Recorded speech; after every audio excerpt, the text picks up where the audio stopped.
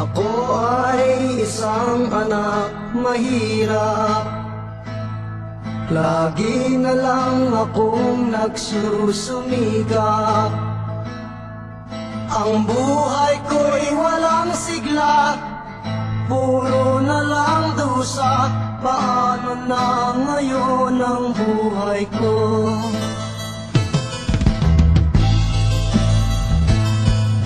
Sa akin ay walang tumatanggap, mababa raw ang aking pinag-aralan. Grade 1 lang ang inabot ko, no read, no write.